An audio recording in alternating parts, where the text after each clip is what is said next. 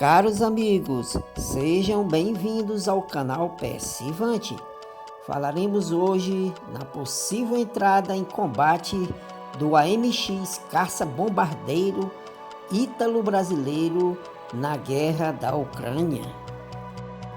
No começo da invasão russa na Ucrânia, parecia que em poucas semanas o exército russo iria conquistar a vitória, pois usou a chamada Guerra Relâmpago, conhecido como a Blitzkrieg alemã.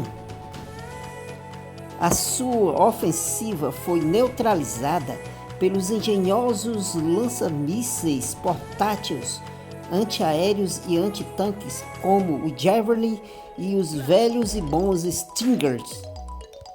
Tiveram que bater em retirada e nesse momento foi duramente castigados pelos lentos aviões não tripulados de fabricação turca Bayraktar TB2.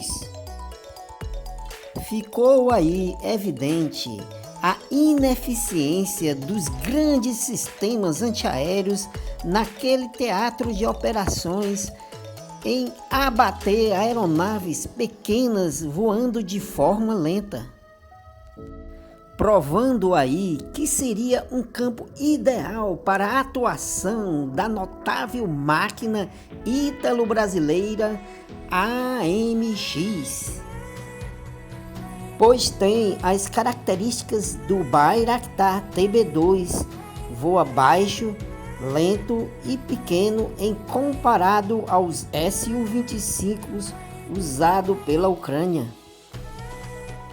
O AMX provou a sua capacidade de ataque na Guerra do Kosovo e em combate simulado no Red Flag de 1994, este último pela Força Aérea Brasileira. Seria capaz de sobreviver nas grandes batalhas de alta intensidade e completar a sua principal missão de ataque ao solo.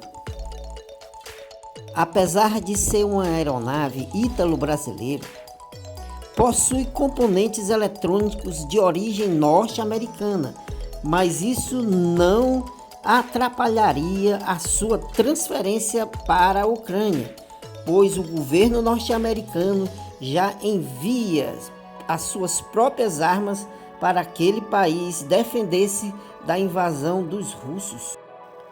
O governo italiano cogita a transferência de parte dos seus AMX para a Ucrânia, mas que teria que ter a aprovação do governo brasileiro também, pois a aeronave tem a participação de empresas brasileiras na construção e desenvolvimento do programa AMX.